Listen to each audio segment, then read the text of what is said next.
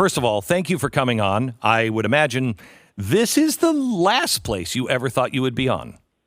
Oh, never in a million years did I think that this would happen. Right.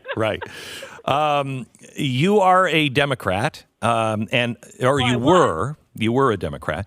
You're an independent now, and we had an argument back and forth. It's my understanding that you are still going to be voting for a Democrat or possibly voting. You haven't changed to a Trump supporter or voter, right?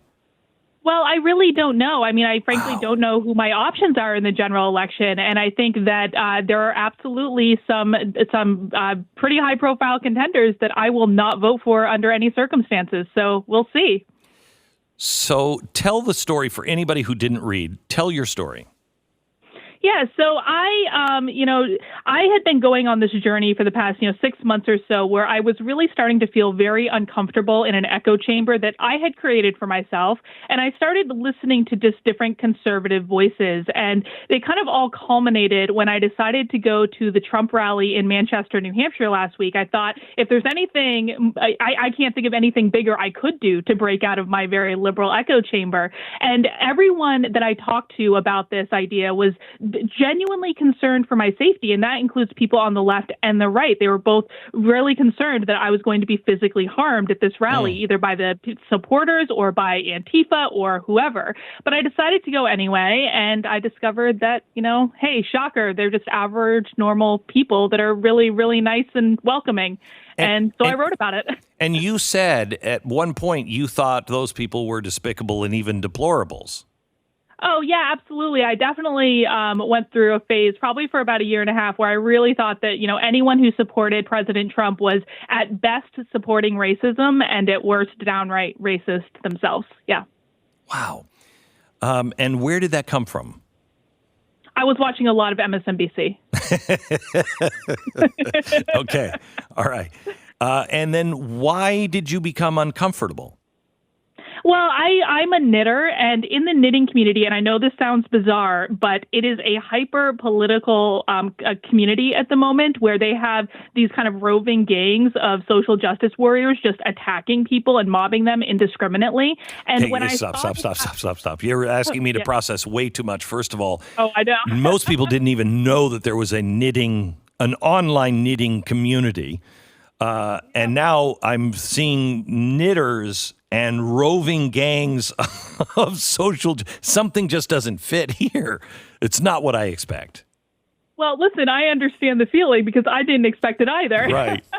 But I started seeing this happen just over and over and over again. And at some point, I started speaking up within the knitting community and saying, guys, this is wrong. We shouldn't be doing this. And then they came after me. And at that point, and I didn't get it as badly as a lot of people did. But at some point, I just said, I cannot align myself with these people politically. It's wrong what they're doing. You talked about how one person was bullied so bad online that they became suicidal. Yes. Yeah. What were the arguments about?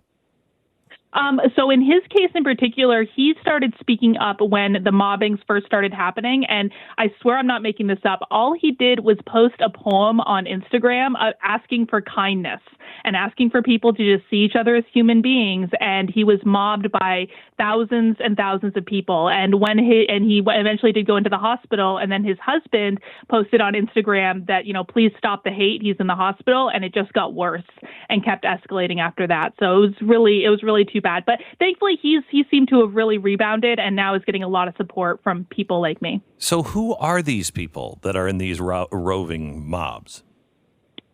They're people on the very far left that anytime something sticks out to them that is outside of their ideology, they try to pressure people into kind of bending the knee and issuing these massive apologies and, pointing out all the areas where they are wrong in their lives and transphobic and homophobic and fatphobic and all these things. And it's just to be blunt, I think they're kind of just horrible, miserable people that want to make other people miserable as well.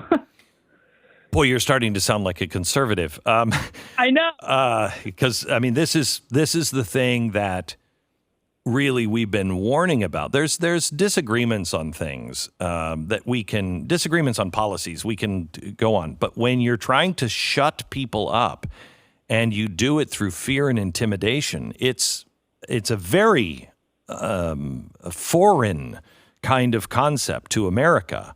That's not who we were. That's not what made us great. That's not what made us big. And anyone who's doing it on any side is really engaging in some really dangerous stuff, because it always ends the same way.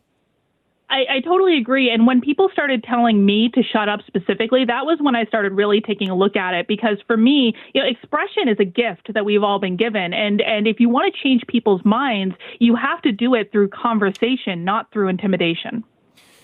So you said the day you went to the Trump rally, MSNBC was there. And so you wanted to you wanted to go among some familiar territory first. So you went, and what was your experience there that morning?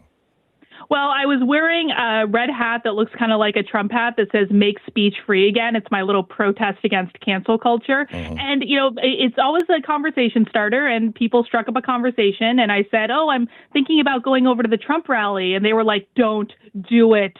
They're going to hurt you. They're going to harass you." And one woman even offered me her pepper spray. And I just said, I think I'm going to be fine. It's going to be okay. So what were your thoughts? Because I'm sure these people were being genuine. Yes. So what were your thoughts on that, especially somebody of your profession, that you look and say, these people genuinely care about my safety. They're really warning me, and it's almost unhinged from reality.